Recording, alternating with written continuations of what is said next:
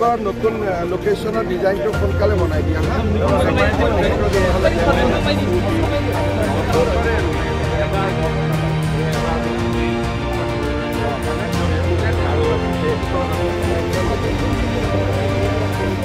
মই আচলতে মোৰ জন্মদিন হ'ল 1 ফেব্ৰুৱাৰী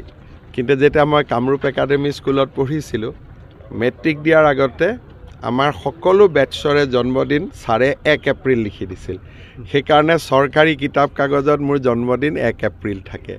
বিহালী ইলেকশ্যনৰ সময়ত মই কৈছিলোঁ যে ভাল দিনত আহি মহিলা উদ্যমিতা আঁচনিখন আৰম্ভ কৰিম আজি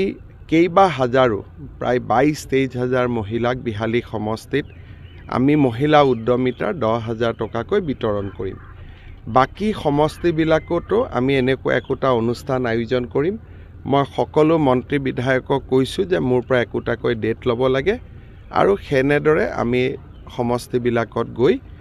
মহিলা উদ্যমিতা আঁচনিৰ ধন বিতৰণ কৰিম মহিলা উদ্যমিতা আঁচনিত প্ৰথম বছৰ আমি 10,000 টকা দিম অৰ্থাৎ 2025-26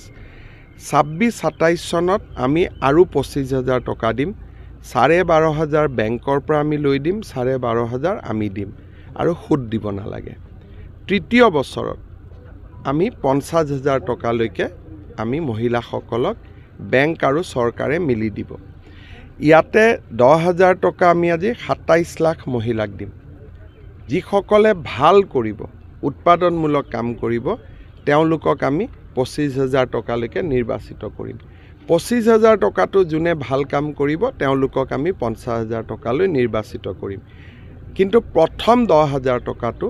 আমি সকলো আই মাতৃক 27 লাখ গাঁৱৰ 3 লাখ চহৰৰ আমি সকলো আই মাতৃক দিয়াৰ বাবে সিদ্ধান্ত লৈছোঁ স্বাস্থ্য মেলা আপুনি উদ্বোধন কৰিব আজি দুটা আৰু ভাল কাম হ'ব এটা হ'ল অসমত প্ৰতিটো ৱাৰ্ডতে VCDC আমাৰ স্বায়ত্তশাসিত জিলা পৰিষদৰ সমষ্টি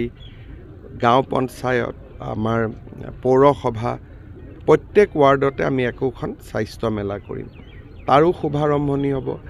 আজি আৰু এটা আমি নতুন কাম কৰিম সেইটো হ'ল আজিৰ পৰা ধান ক্ৰয় কৰিলে চৰকাৰে অতিৰিক্তকৈ 250 টকা দিব তাৰ মানে 2550 টকা 1 কুইণ্টলত পাব আৰু সেই ধৰণে আজিৰ পৰা আমি সৰিয়হত 500 টকাকৈ বেছিকৈ দিম অৰ্থাৎ এতিয়া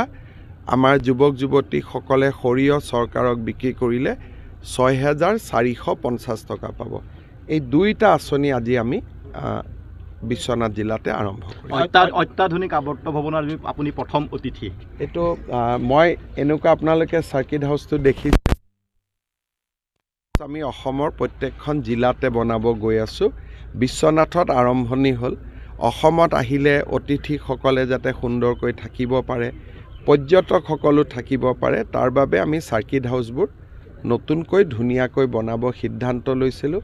প্ৰথম চাৰ্কিট হাউচটো যোৱাকালি উদ্বোধন হ'ল আজি আপুনি নদুৱাৰলৈ যাব